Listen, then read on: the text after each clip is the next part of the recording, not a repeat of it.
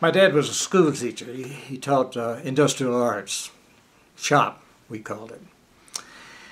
And at one point, while I was still in high school, Dad developed a kind of eczema on his feet and legs,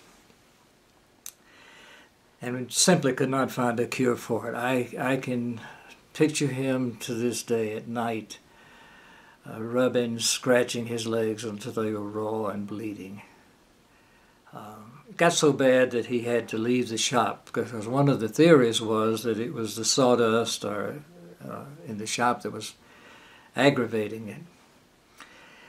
And so we moved into a two-room log cabin that had been designed as intended to be a clubhouse for a golf course, which never materialized.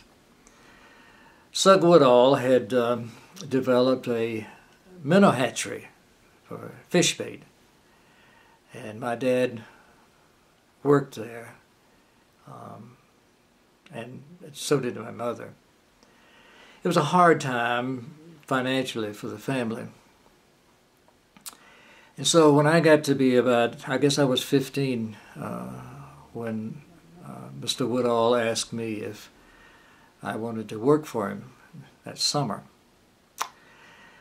Sug Woodall was a exacting, prissy old maid as far as I could tell.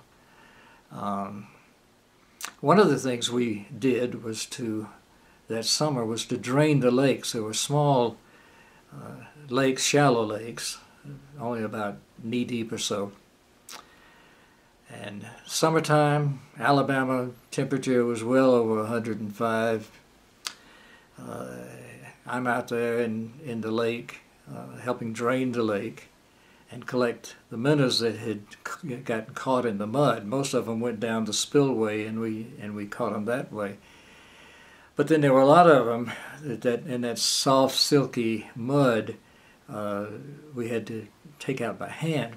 So I had a bucket out there. I had just a pair of shorts and, of course, no shoes and no shirt, and the sun beating down on me. I didn't particularly like the job in the first place, and I'm picking up minnows almost one by one, putting them in the bucket. And Sug is standing on the bank, looking down, watching me while I'm working. And he said, "You missed one." There must have been 60,000 minnows in that lake. You missed one. And I said, "That's not all. I miss all of them." And I turned the bucket upside down, climbed out of the lake, the pond, and went home. Well, that night at supper, I knew I was going to catch it. I was ready for it. We sat down for supper. My dad said not a word about what had happened. And the tension was building within me. What's he going to do? What's he going to say? And then I began to hope, well, maybe he's not going to say anything. Maybe I'm home free. And so we finished supper, and Mother had pie for dessert, and we were eating dessert, and I finished mine as quick as I could, and said, "May I be excused from the table?" And Dad said, "No, wait a minute, we need to talk about what happened today." I said, "Oh boy." And I said, "Dad, I am not going to work for that man. I know you have to, but I am not going to work for that man." And my dad said, "You don't have to, but there's no excuse for what you did." And that was when I thought I was going to get a paddling. But instead, Dad said, "Tomorrow morning, first thing, you go over to see Mr. Woodall, and you tell him you're sorry." for the way you behaved. I said, I'm not going to work for him. He said, you don't have to.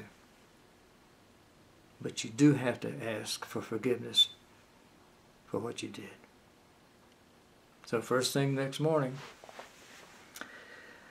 I knocked on Mr. Woodall's door, and he came to the door, and I said, Mr. Woodall, I am sorry for the way I behaved yesterday. He said, Maxwell, that's okay. I understand. But now we're going to drain lake number 3 today, and we need to get started as soon as possible. And I said, Mr. Woodall, I'm not going to work for you anymore. And I turned around and went home.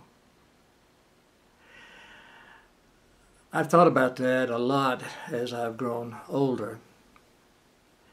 And my dad was absolutely right. I should not have behaved that way.